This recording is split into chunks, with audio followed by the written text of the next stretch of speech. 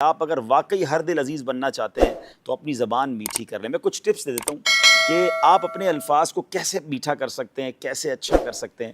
تو سب سے پہلی بات تو یہ ہے کہ پیارے آقا علیہ الصلوۃ والسلام کی سنت مبارکہ ہے کہ نبی پاک بی بی عائشہ صدیقہ رضی اللہ تعالیٰ عنہا فرماتی ہے کہ جس طرح تم تیز تیز گفتگو کرتے ہو, نبی پاک ایسے نہیں کرتے تھے, چلا چلا کر بات نہیں کرتے تھے, تو ٹھہر ٹھہر کر بات کرتے. بلکہ صحابہ فرماتے کہ پیارے آقا علیہ الصلوۃ والسلام جب گفتگو فرماتے نا تو کوئی اگر گننا چاہتا نا, الفاظ کاؤنٹ کرنا چاہتا تو وہ کاؤنٹ کر لیتا.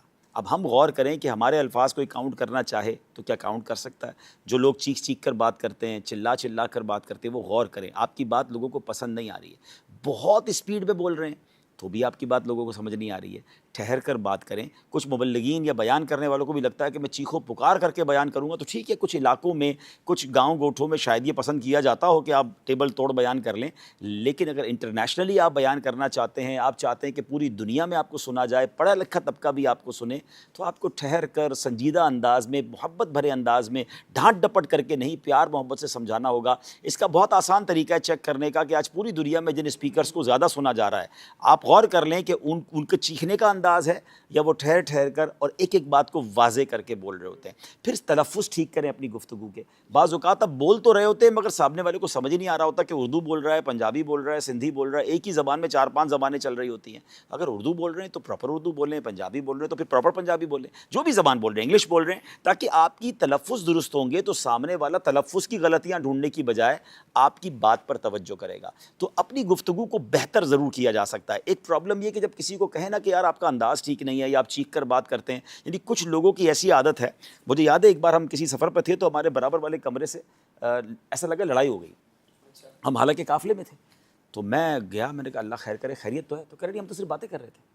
یعنی وہ باتیں ایسے کر رہے تھے جیسے لڑائی ہو گئی ہے. تو یہ کچھ لوگوں کا ایک پرابلم ہے. یہ پرابلم ناظرین ذرا سمجھیے گا کہ کچھ لوگ اپنے آپ کو اپنے مزاج کے حوالے کر دیتے ہیں کہ یار میں تو ہوں ہی ایسا, میرا اسٹائل ہی ایسا ہے, میری گفتگو ہی ایسی ہے, برا لگتا ہے تو برا لگے, میں ٹھیک نہیں کر سکتا, میں غصے والا ہوں.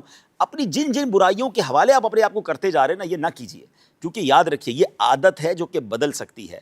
رنگ اور قد نہیں بدلا جا سکتا. کوئی افریقن کہے میں گورا ہو جاؤں, گورا کہے میں افریقن جیسا کالا ہو جاؤں, یہ نہیں ہو سکتا. قد آپ کا قدرتی ہے مگر مزاج بدلا جا سکتا ہے. کوشش کریں گے تو کہتے ہیں نا العلم بالتعلم الحلم بالتحلم. آپ سیکھیں گے تو علم مل جائے گا, حلم اپنائیں گے تو حلم آ جائے گا. نرمی اپنانا شروع کریں, اس کے لیے تھوڑی سی پریکٹس کریں. اپنی بات کو ریکارڈ کر لیں, آپ اپنے بیان کو ریکارڈ کر لیں, آپ اپنی گفتگو کو خود موبائل میں ریکارڈ کر کے بعد میں سنیں. یقین کریں آپ کو اتنی بعض اوقات شرمندگی ہوگی کہ یار میں ایسے بات کرتا ہوں. ایسے بعض اوقات جملے ایڈ کیے ہوئے ہوتے ہیں جو سامنے والوں کو اریٹیٹ کر رہے ہوتے ہیں. ہم نے پچھلے دنوں بھی مثال دی تھی, چونکہ چنانچہ جیسا کہ حاجی صاحب, اور پھر تسبیحات وہ والی پڑھنا جہاں پڑھنے کا موقع نہیں. تو اپنی گفتگو کو خود اسکین کرنے کی عادت ڈالیں. آپ یقین کریں آپ دنیا کے ہر میدان میں ترقی کر سکتے ہیں جب آپ کو اچھا بولنا آ جائے. آپ بہت اچھے دکھتے ہیں, آپ کے پاس علم کا خزانہ ہے. آپ غور سے سنیے گا, آپ نے 2000 کتابیں یاد کی ہوئی ہیں مگر آپ کو اچھا بولنا نہیں آتا, تو کتابوں کو ڈیلیور کیسے کریں گے؟ اپنے سینے میں محفوظ لے کے چلے جائیں گے نا. کچھ لوگوں کے پاس علم تھوڑا ہوتا ہے اشفاق بھائی, مگر وہ بولتے اتنا اچھا ہے کہ بڑے بڑے علم والوں سے زیادہ وہ لوگ ان کی بات سن رہے ہوتے ہیں. تو اٹ مینس آپ کا ڈیلیوری اگر اچھی ہے, آپ کو بولنا اچھا آتا ہے, آپ دنیا میں بہت آگے بڑھ سکتے ہیں. میٹھے بول اپنانے کی کوشش کریں. دیکھیں کون اچھی باتیں کرتا ہے, اس کو سنیں, انداز کو سنیں. آخری بات کر لیتا ہوں, ایک اور خوبصورت میں آپ کو ٹپ دے دیتا ہوں کہ آپ امیر اہل سنت کے مدنی مذاکروں کو ایز اے کلاس دیکھنا شروع کریں, ایز اے ٹیچنگ. ایک ورک شاپ لے لیں اس کو.